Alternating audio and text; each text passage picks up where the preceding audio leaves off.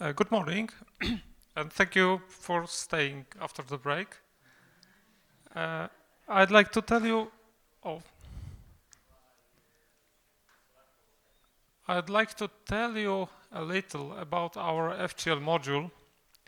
How does it work and how to use it in order to maybe make your life with FTL a little easier.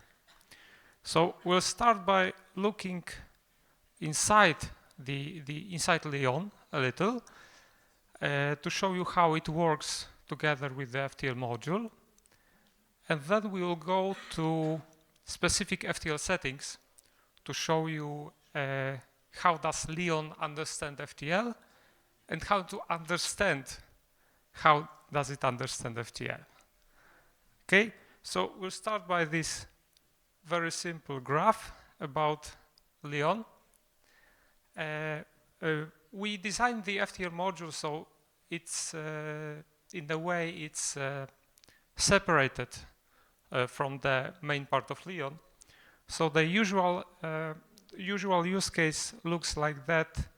An user uses Leon to make some changes in flights, in its reservation, in crew assignments, and these changes go into the database, and then the FTL module reacts for the changes and recalculates the FTL data, all the limits, all the violations, and save them to the database back in order to be that Leon can display it from the cache instead of recalculating it every single time.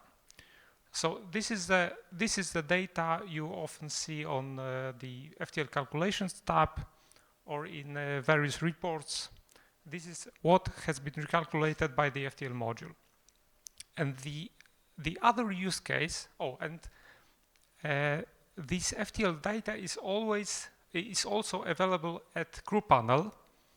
We have a special draft mode, so you can create some flights or crew assignments in a draft mode, and even before you publish the changes, you can see the see how does it affect the FTL. So you can see all the violations and all the needed rests at the crew panel even before the roster is published. So this is the first and most usual case. The second case is when you make some changes into FTL calculations tab, but you don't click save. Then, even before you click save, even before you save the data, you can preview the effect of the changes onto the FTL calculations. So here we don't have any database changes. We only have the exchange of information between the Leon and the FTL module.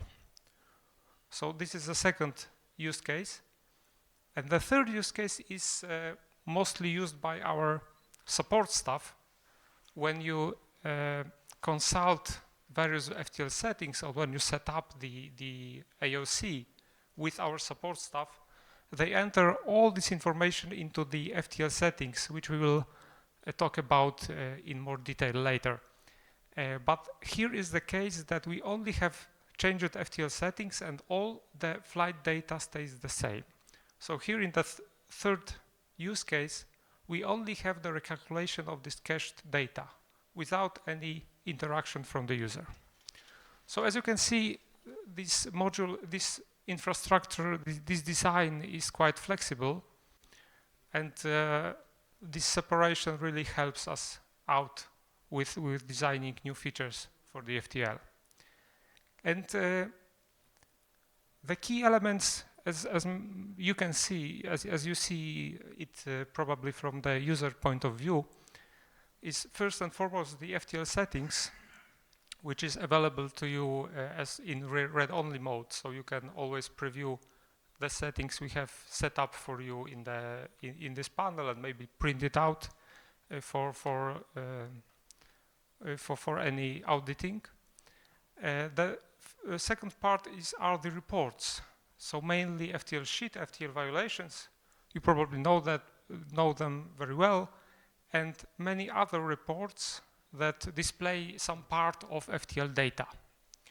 And the third part is the FTL calculations tab, which can show either the real data or the virtual data with your changes prior to being saved. So these three elements, they all depend on the FTL settings. So these FTL settings are usually set up based on some regulations. So it's usually the case that user send us the AOC, send us his operations manual, and we have the trained support staff which process this information into our FTL settings, which can be understood by Leon.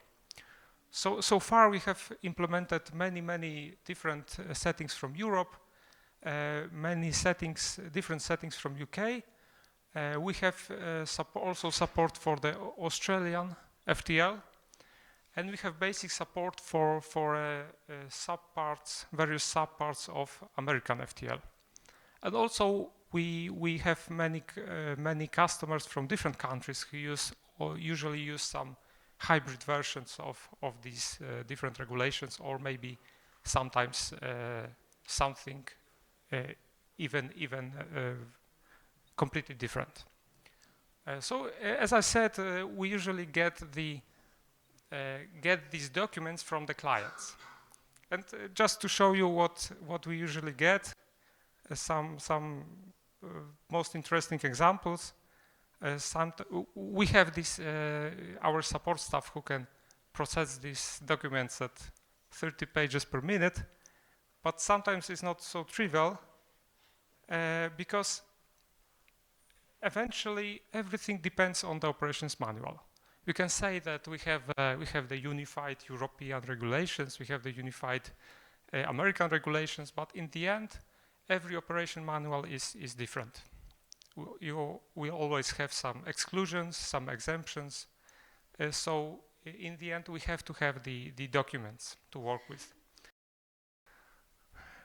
Okay, so let's now dig into these FTL settings. So how does it, what does our support staff produce as the output from these documents?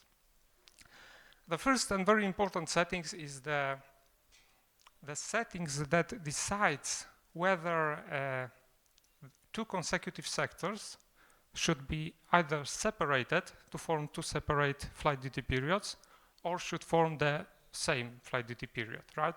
So because if we roster several legs close to each other, we would have to have one flight duty period. If the leg is far away, like 10 hours or 12 hours, we would like to have it form next duty period, right?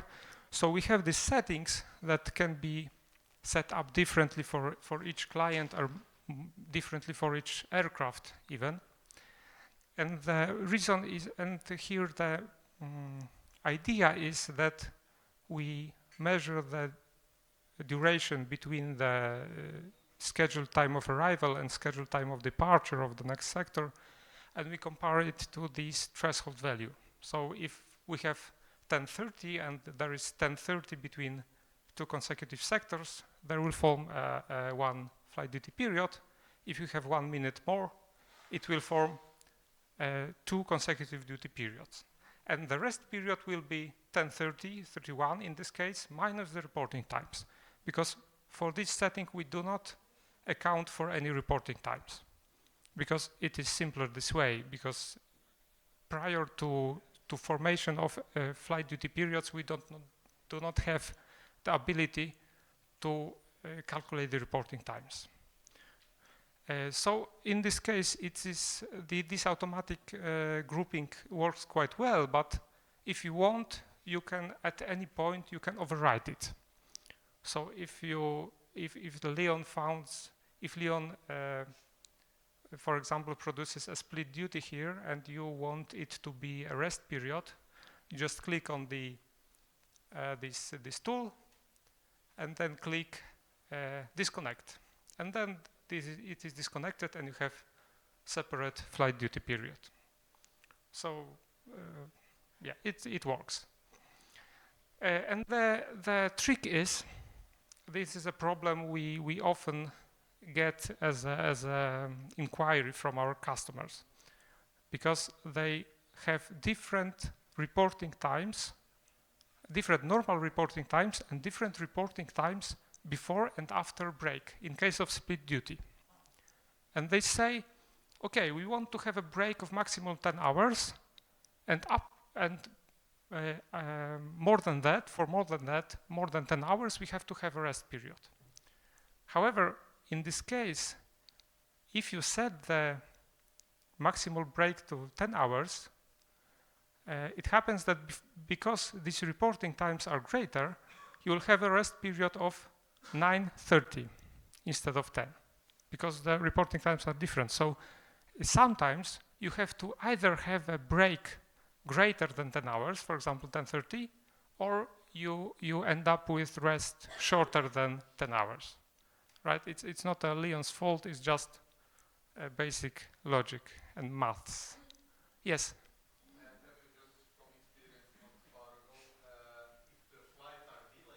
Mm-hmm. Then instead of the rest period automatically make break, but once I postpone the other flights or the reporting time, I have to disconnect these two flights manually. It's not doing automatically afterwards. Just a feedback from that. Okay, so you're saying that they stay connected, right? Yeah, they stay connected. Yes, even after I postpone the reporting time on the next duty. Yes, as I recall, it was a lengthy discussion with different customers, because some customers claim that the flight duty periods have to be planned. So if you have a delayed flight, you don't automatically get 2 flight duty periods, because during the delay you don't have a rest period. Of course, but but after when the flight is postponed, then he got the 10 hours rest period, so it should be automatically disconnected, no? Well, we can discuss it, but I think because if they have if it stay connected, the flight duty period is going to, I don't know, 30 hours, and it's illegal. So yes, I think it depends on whether this delay has been announced with prior notice, right? Because even if you put on I had this issue maybe a couple of weeks ago, when the journey logs was uploaded with the correct data, with the postponed flight, postponed reporting, still the flight was connected. Mm-hmm. Okay, and you also think that these sectors should be disconnected? You know, if you have the rest period of 10 hours, including the debriefing and briefing, it should be disconnected because it's a different duty. If it stayed connected, you have a flight duty period of 30 hours or 35 hours, and it's automatically illegal. So it should be disconnected once they have enough rest. I think from the implementation point of view, it's not a problem. We have deliberately designed it so this grouping is based on a planned schedule, right? So we could change it, but we have to be really sure with all the customers that this is the behavior they want. If it's not disconnected, what did you get? You get a flight time violation. That's the only point. What do you profitable from it? Nothing. Well, but you can have a case when the flight is delayed and the crew member is stuck on the airport and cannot have a rest period there. But then he is illegal, so he cannot be planned for the other duty. Okay. Well, we can return to it. Yeah, just a feedback. Okay. Okay, maybe we can. Okay, we can discuss it later with Pavel, maybe. Okay, so the grouping is now done. So now we can go to the maximum FDP. Should be quite simple, but usually it takes into account the window of circadian low, so between 2 and 6 in the morning. And we have several ways to set it up. One way is to enter the full table depending on the start time of the flight and the number of sectors. So you can have this full table with very, very different times here. Or you can start with a fixed duration of flight duty period and then employ automatic reduction with window of circadian law. So because the regulations usually say that the maximum FDP should be reduced by either by 100% of time in window of circadian law or 50% of this time. So it's quite easy to calculate, or is it not? Let's check out. We have an example. We have an FDP starting at 4 p.m. and the basic FDP duration is 13 hours, for example. What is maximum FDP? Well, the first answer is because window of circadian law is from 2 to 6. FDP of 13 hours would be from 4 p.m. to 5 a.m. So it would have 3 hours into this window. So the max FDP is reduced by 50% of these 3 hours, giving 11:30. However, when you come back to this after a while, you realize that you could safely roster FDP of 12 hours because it would be from 4 to 4. You would have 2 hours of window of circadian law, and 13 minus 50% of these 2 hours is exactly 12. So we also had a discussion with our customers, and one of them claimed the first answer is correct, second claimed that the second answer is correct, so we ended up implementing both. So now you can choose which answer is correct for your logic. So this is a window of circadian law done. And another trap is, the similar trap is when the flight duty period with the window of circadian law must be not greater than 11:45, for example. It is also a quite common regulation.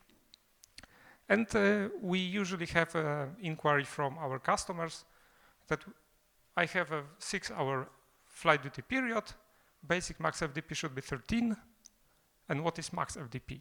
And one said that it's still 13 since this FDP does not encroach window of circadian law, so it doesn't matter, right?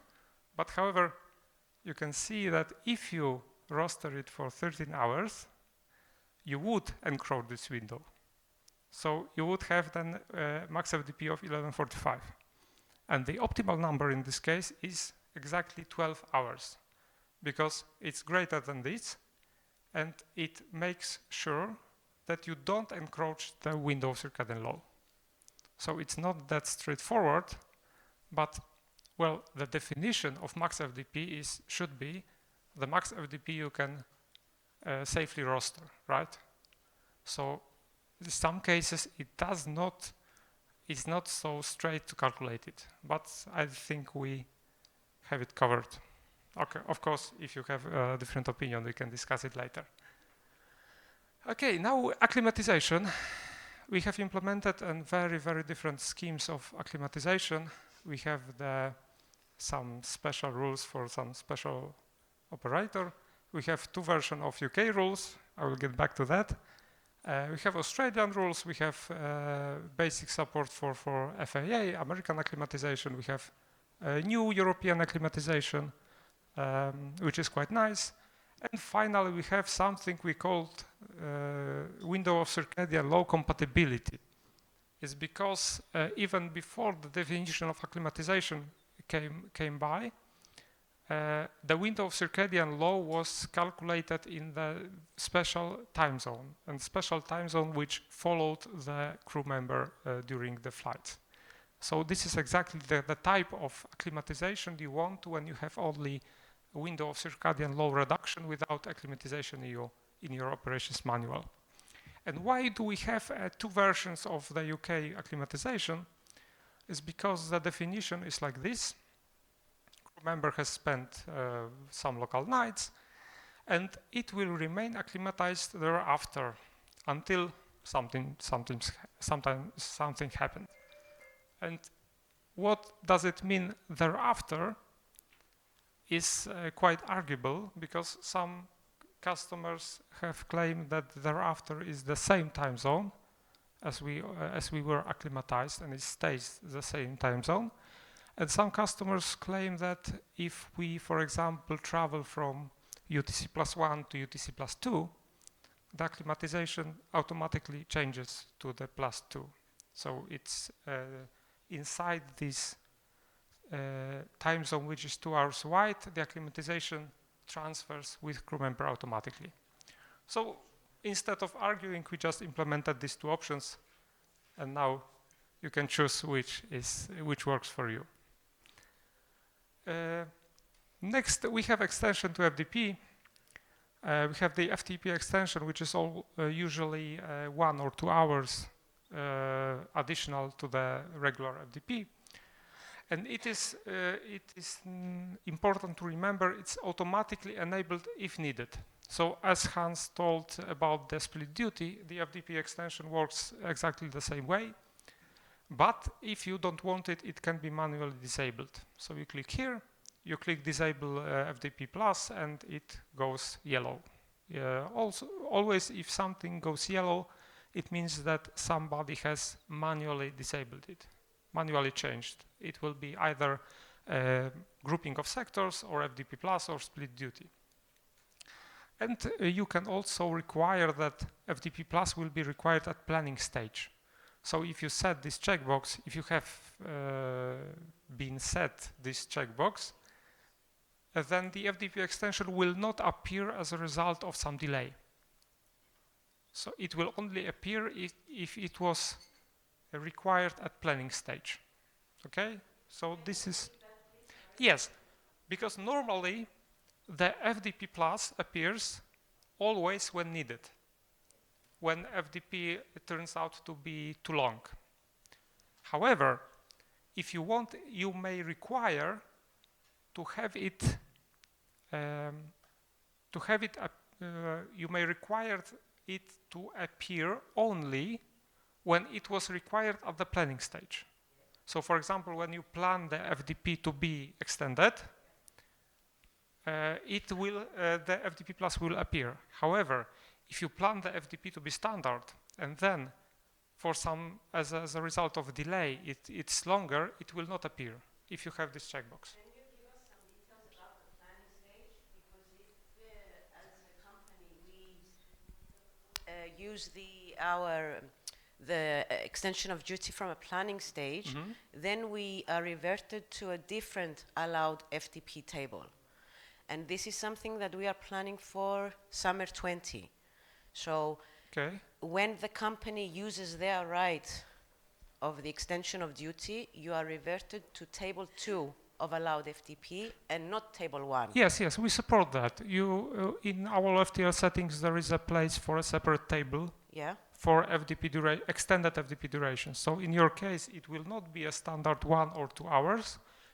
You will have a completely different table for that. But it will still be FDP plus. It is from a planning stage, you can use up to 1 hour, which table 2 says. On the day of operation, though, the crew can use up to a total of 2 hours. So we need to see how Leon will merge these two settings together. Okay, so we may have to discuss about it later. Okay. Yes, but the similar cases with split duty, with break, it's also automatically enabled. It also can be required at so-called planning stage, and also can be disabled in FTP calculations. Also, you may have a regulation that requires you to provide a hotel accommodation with split duty, to take advantage of a split duty.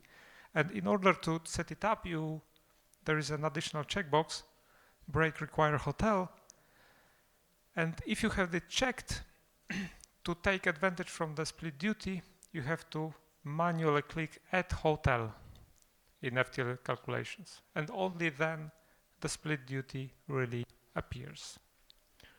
Okay, so this is it, I think. And the third extension is augmented and double crew. Yes, the split duty, right? Split duty, that is something where I think regulators make basic decisions on how does that work. After a split duty, some say 2 sectors are allowed, which is the old JAROPS thing, yeah? But some countries say only 1 is allowed. Yes. But then they give you the credit that you do not need the hotel. Okay. Yeah, in Germany, it's clearly written, if you take a split duty, they want to see an invoice from a hotel. Period. Or you get a finding. Okay, so you're saying that if you have 1 or 2 sectors after the break, you don't need hotel, Right. and either way you need And one. it would really help the ops people that forget about this rule. If you say, if I want to add 2 sectors on that trip after a break, I get a big warning because you're doing a big violation. Okay. Maltese operators, 1 sector, period. Okay, I think we could set it up using 2, because we can set up to 3 different types of split duty. So we could set up, for example, 2 exactly same split duty definitions with a different that first one would allow only 2 sectors after the break, and the second one would require a hotel. So I think it would cover your case. Yeah. Okay, and the third and last extension to FDP is coming from the augmented or double crew.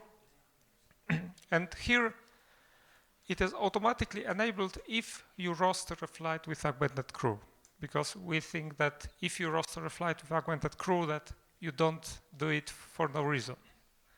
And it is then enabled, and it can affect the FDP in a number of different ways to lengthen. Usually it's an extension of FDP, but the details are up to your operations manual. And also it can be differently set up for cockpit, for cabin, for double crew, for augmented crew, and so on. Yes? Just to augment the crew, we're using often the augmented crew, and sometimes the calculation of the FDP it's a little bit not correct. We're using class 3 rest facilities, which give us a maximum FDP of 14 hours. But I don't know why. Sometimes it's showing the FDP on 17 hours. And I reported this case as well, and sometimes extend these 14 hours to 15 hours, which will be on PIC's discretion to extend another 3 hours, but automatically give it to 15 hours or 17 hours. I don't know how the 17 hours come up. I have reported this, but often it's given 15 hours. Okay, we should investigate it on some 14 hours it's example. a Mac FTP, and 17 hours with a 3 hours extension, and it's given to automatically even if the extension is not needed. And what is it, this extension? Is FDP plus? Yeah, or the commander's FTP plus discretion? 3 hours PIC's discretion for the augmented crew. Okay, I would have to look at the exact example. Yeah, so we can look at it later. Sometimes it's somebody who's not working with limitation, check that and see they can fly 17 hours. That's not true. They can fly 17 hours on PIC's discretion under some approval of the crew and so on. It looks like your settings need some maybe, change, simply. Okay, and the next thing is the required rest. We will not cover it in full because it has very many different variants. Can be different for standby, can depend either on the duration of preceding duty or the duration of FDP. It's not the same. Can be extended due to FDP crossing time zones. So it's very complicated. However, the main thing is it can be set up differently outside home base or in home base. And if you don't understand what's going on, as always in FDP, please consult the tooltip. In FTL sheet, we have tooltips for both for max FDP and for required rest, and we tend to have it in human readable form, in plain English, so you can just read it and check it what's going on. And we go, it's last, almost last part, the extended rest periods, because you have to give the crew member some longer rest periods from time to time. And we have two types of them. We have day off, which depending on your regulations can either require 2 local nights or not, can be from 24 to 36 hours. And the second type, recurrent extended recovery rest period, also called as weekly rest, which can vary from 24 to 36 hours and can or cannot require 2 local nights. So as you can see, these two types of extended rest periods differ mostly on how they are presented in our FTL sheet. We have here days off are presented. For example, we have minimum of 7 days off in 4 weeks and minimum of 3 pairs of double consecutive days off, pair of consecutive days off in 1 month. And they are presented in presenting the number of days off in a given period. If, for example, this number would go below 4, it would be highlighted in red. However, the weekly rest is presented here as a duration from the last weekly rest. So you can track how much of these durations go towards the limit, and if it would exceed the limit, you would have also a violation. And here we have a funny thing, because we have 3 empty days which does not count as day off. Why is that? It's because you have a special checkbox. You may have a special checkbox that requires you to mark days off in roster. So if you have this, any empty day off will not be counted towards FTL. It will be counted only if you mark it in roster. And even so, it may be the case that if you have a very, very long duty in a day previous to the day off and you require 2 local nights, that it will automatically not be counted as a day off. Yes, please. I have a question as to the days off. The regulation for us says that the crews must have 96 days off in total per year. Yes. Okay, but in the rule sets here we say a 7 days minimum per 4 weeks. Okay, so when we, like in this case, assign 11 days off, for example, Yes. but one of those 11 days is not a legal day off. Yes.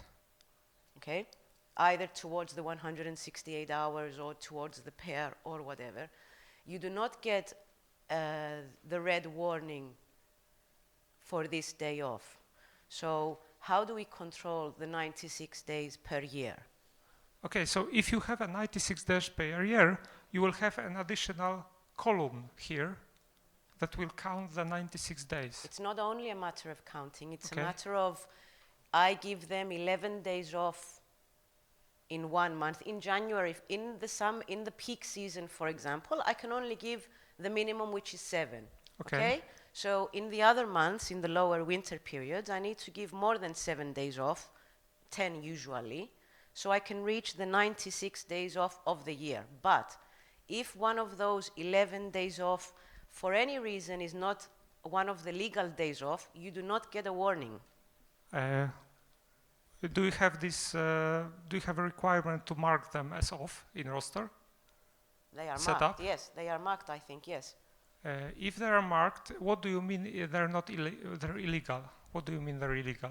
From the communication that we've had in the past, because it's an excess day off in that 1 month, it's not one of the 7, nor is it one of the 2 pairs. So you give the crew member too many days off? Yes, because I need to reach the 96 of the year. Okay, it seems like a strange case, but we can come to it later. Because we never had a case when How many too days much, off per year too do you many need days to off give? are illegal. 76. It's local, yes. Okay. Do you understand my question? So you want to monitor for Any day off within the month, it needs to give me a warning. I can show you Okay. now in the break if Okay, you want. I will okay, try to sure, find someone, sure, or I will yes. set it up so you maybe can see. after the lunch will be plenty Okay, of time for, okay. for this type of discussions. Okay, one last thing because we're out of time. So one last thing, we have cumulative long-term limits, which can be set up in a very, very different type. And usually it's entered as, for example, 900 hours in 1 year. So it's like block time limits. And we can additionally set up email notification if you are close to this threshold. So you can require that even if 900 is your limit, whenever this value exceeds 800, for example, you get an email notification, so you can react before reaching this hard limit. Okay, so first thing is do not panic. Every change in FTL can be reversed. Yes, please. I would like to come back because we All right. This one? We have been talking about extension, but we haven't been talking about reduced rest. Rest reduction. Yes, I think we skipped that. Rest reduction can be set up differently in or outside home base. And it is Okay, sorry. My issue is the Leon automatically do the rest reduction without Yes. any notifying. And that's problematic because you have to fill out fatigue reports and so on. So you have some steps to do. But many times you couldn't recognize that rest reduction have been done. If you have to focus on flight, recalculate, or you can check it. But if I just turn on the software, I can see the extension because it will be in red. Yeah, so I know this crew had done an extension, and a fatigue report have to be filled. Maybe authorities have to be informed. okay. So So on. you would like But it to nothing for the rest reduction. not be applied automatically. Maybe, Only manually, yeah. right? I don't know others how you solving this issue, but it is hard to find out which flight was reducted on rest. And as you have to do some steps, some documentation stuff, I might have a problem with IOSA or anyone. Okay. If they find out, here you have a rest reduction, show me your documentation. And Okay, I didn't know would it about help if there would be some visible warning about the rest reduction? Same as is it as an extension. Yeah. When I come to work, I see, this flight was delayed, there was an extension, I need to do some steps. But I have nothing for the rest reduction. Okay. Because it's done automatically, no warnings, nothing. Mm-hmm. I understand.